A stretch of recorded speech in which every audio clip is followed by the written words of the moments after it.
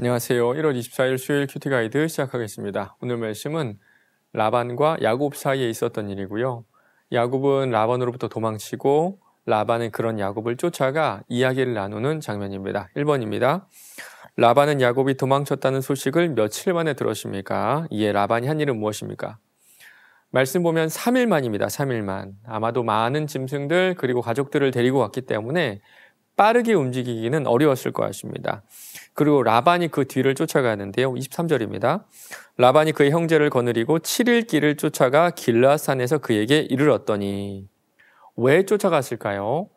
왜 쫓아갔는지는 오늘 본문에 사용된 쫓다라는 단어에서 우리가 알 수가 있습니다. 이 단어는요, 군사용어입니다. 군사용어. 군대에서 전쟁을 할 때 왜 쫓아갈까요? 이야기를 나누기 위해 쫓아갈까요? 아니면 무언가를 주기 위해 쫓아갔을까요? 그렇지 않죠. 상대방을 죽이기 위해 쫓아가는 경우가 대부분입니다. 맞습니다. 지금 라반은 야곱을 죽이기 위해서 쫓아가고 있는 거예요.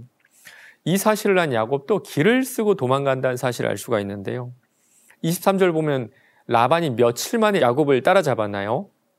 7일이죠. 7일. 그러니까 야곱이 도망친 지 열흘 만에 라반이 야곱을 따라잡게 되는데요. 이 말은 야곱이 전속력으로 지금 도망치고 있다는 것을 우리가 알 수 있게 해줍니다. 하란에서 지금 길르앗까지가 약 640km 정도 되는데 열흘 동안에 640km를 이동하려면 하루에 64km를 이동해야 되죠. 사실 불가능한 거리입니다. 불가능한 거리. 정확한 거리는 우리가 그래서 알 수는 없는데요. 이 사실을 통해서 우리가 알 수 있는 것은 야곱이 지금 길을 쓰고 도망가고 있다는 겁니다. 2번입니다. 야곱을 쫓던 라반에게 일어난 일은 무엇입니까? 24절입니다. 밤에 하나님이 아람 사람 라반에게 현몽하여 이르되 너는 삼과 야곱에게 선악간에 말하지 말라 하셨더라. 열흘 만에 라반은 야곱을 따라잡았어요. 내일이 되면요, 야곱을 죽이고 모든 것을 다 되찾아올 수 있는 그런 상황이거든요. 29절에 보면 너를 해할 능력이 내게 있다라고 말하는 걸 보면 정말 죽이기 위해서 야곱을 쫓아갔다는 사실을 알 수가 있습니다. 그런데 하나님께서는 그날 밤 꿈에 나타나셔서 야곱을 해하지 말라라고 말씀하시고요. 특별히 선악간에 말하지 말라 그러시거든요. 이 말은요, 조금 더 쉽게 말하자면 시비를 따지지 마라. 옳고 그름을 따지지 마라. 좋은 말이든 나쁜 말이든 하지 말라. 그런 뜻으로 우리가 볼 수가 있습니다. 지금 하나님께서는 라반에게 말하는 것조차 막고 계시는 거예요. 이게 무슨 뜻일까요? 상관하지 말라는 겁니다.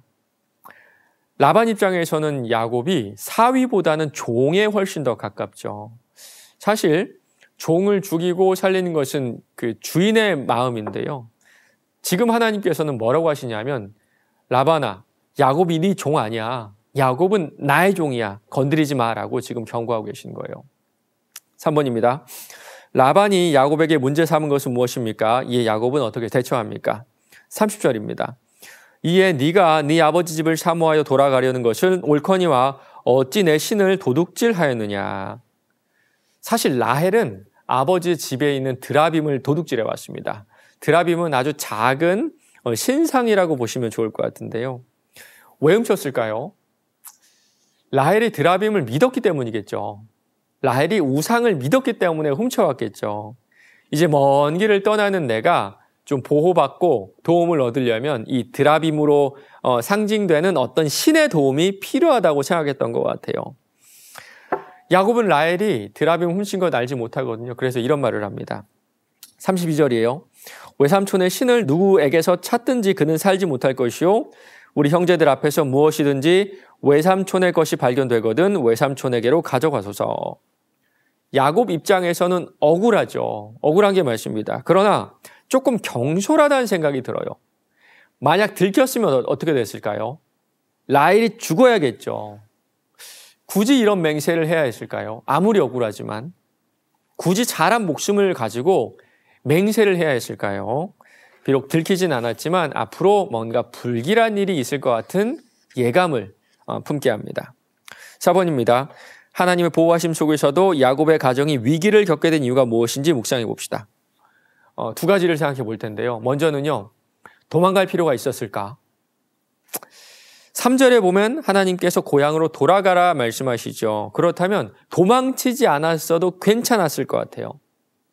외삼촌을 찾아가서 당당하게 외삼촌 저 이제 돌아가겠습니다 얘기를 해도 하나님께서 라반의 마음을 움직여서 돌아가게 했을 것 같습니다. 두 번째는요. 이 하나님에 대한 믿음을 아내 라헬에게까지는 주지 못했던 것 같아요. 라헬은 눈에 보이지 않는 하나님을 믿지 않고 눈에 보이는 드라빔을 의지해서 훔쳐오게 되죠. 하나님을 전적으로 의지하지 않는 그런 모습을 보게 되는데요. 참 가족들에게 신앙을 전수하는 게 신앙을 가르치는 것이 얼마나 어려운지 보게 됩니다. 그러나 이 두 가지가 병행되지 않는다면 우리는 인생에서 매번 위협을 경험하게 될 것 같아요. 5번입니다. 나의 행동으로 인해 다른 이들을 곤경에 빠뜨린 경험이 있는지 생각해보고 이웃에게 손해가 아닌 유익이 되는 삶을 살기 위해 내가 결단할 것은 무엇인지 생각해봅시다. 저는 고이든 아니든 있었던 것 같습니다. 무언가 행동으로도 제가 누군가를 좀 아프게 했을 것 같은데요. 물론 했고요. 근데 행동보다는 말로 조금 더 그렇게 하지 않았을까라는 생각을 하고 잘 알지 못하면서 말했던 것도 그렇고요. 좀 감정적으로 말했던 것도 그렇고요. 의도를 가지고 비판적으로 말했던 것도 그런 것 같습니다. 차라리 그때 제가 입을 다물고 있었다면 덜 상처를 주고 또 상황도 그렇게 나빠지진 않았을 것 같아요. 야고보서 보면요. 혀는 쉬지 않는 악이고 죽이는 독이 가득하다고 합니다. 우리가 이웃에게 유익이 되는 여러 가지 방법들이 있을 텐데 저는 한 가지를 말씀드리자면 좀 입을 다물고 있는 것, 입을 조심하는 것이라고 말씀드리고 싶어요. 굳이 내가 입을 열어서 말을 하려면 남을 축복하고 또 긍정적이고 좀 유익이 되는 말을 하는 게 좋지 않을까요? 한 입에서 찬송과 저주가 나온 게 옳지 않다고 합니다. 오늘 하루 우리 입에서 오직 찬송과 축복이 나와서 우리 이웃들에게 유익을 끼치시는 저와 여러분 되시길 바랍니다.